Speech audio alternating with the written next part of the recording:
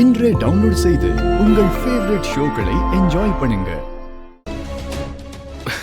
சரி, ஓகே, அப்புறம் பாத்துக்கலாம்.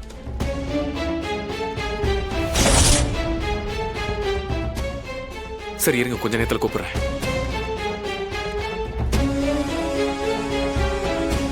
இது தமிழோட அப்பா மாதிரி இருக்கே. அவரேதான். இவர் இங்க எப்படி?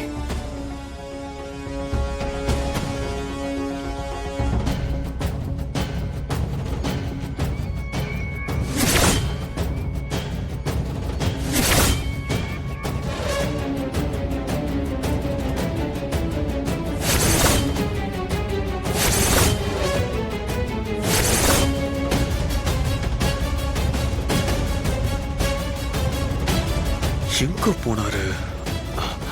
அண்ணா, அண்ணா, சார். நீ என்னென்ன பண்ணிட்டு இருக்க? ஃபுட் ஃபெஸ்டிவல்ல எல்லாருமே சந்தோஷமா கொண்டாடிட்டு இருக்காங்க. இது வரைக்கும் எந்த கம்ப்ளைண்டும் இல்ல. வரவங்க எல்லாம் பாசிட்டிவ் ரிவ்யூவா எழுதிட்டு இருக்காங்க. அவன் அங்க பிளாக் போட்டுட்டு இருக்கானுங்க. இதுக்கா நம்ம இவ்ளோ கஷ்டப்பட்டோம்? ஐயோ சாம், இப்ப என்ன பண்ணணும்ங்கற? சிபியை பாரு. அவன் தமிழ் கிட்ட மட்டும் தான் கோவமா இருக்கான். மத்தபடி அவ குடும்பத்துல எல்லாரையுமே ஏத்துக்கிட்டான். இது நல்லதுக்கு இல்லன்னு. சரி, இத பத்தி அப்புறம் யோசிப்போம். அப்புறம் யோசிப்போமா? இதை விட வேற என்ன வேலை நமக்கு? ஐயோ சாம், தமிழோட அப்பாவை நான் இங்க பார்த்தேன். அவர் இந்த கூட்டத்துல தான் எங்கேயோ இருக்காரு. எங்க போனார்னு தெரியல. என்னென்ன சொல்ற? ஆமா சாம்.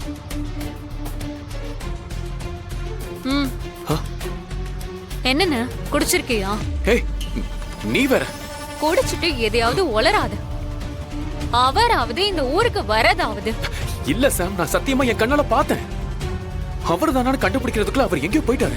அண்ணா, நீ உண்மையிலேயே தமிழோட அப்பாவை பார்த்திருந்தா அவரு இங்கதான் எங்கேயாச்சும் இருப்பாரு.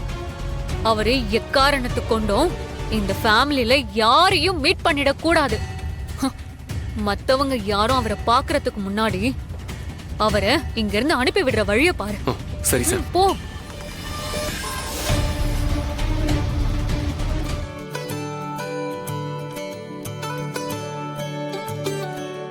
சாப்பாடு எப்படி இருக்கு? நல்லா இருக்கா? எல்லாம் நல்லா இருக்கு, சூப்பரா இருக்குமா.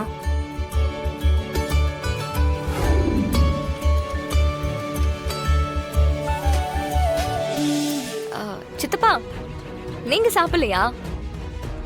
என்ன வேணும்னு சொல்லுங்க, இதோ ரெடி பண்ணி கொடுக்க சொல்றேன். ஏய், இந்த உறவு முறை கொண்டாடுற வேலையெல்லாம் என்கிட்ட வச்சுக்காத. ஐயோ, இது அபிஷியலா நடக்கிற நிகழ்ச்சியில சார்னு சொல்லணும்ல. சார், உங்களுக்கு என்ன சார் வேணும்? வேணாம், டென்ஷன் படுத்தாத, மரியாதையா போயிடு, அதுதான் உனக்கு நல்லது. சாப்பாடு வேணானா போங்க. இங்க சாப்பிடுறதுக்கு வர ஆளா இல்ல.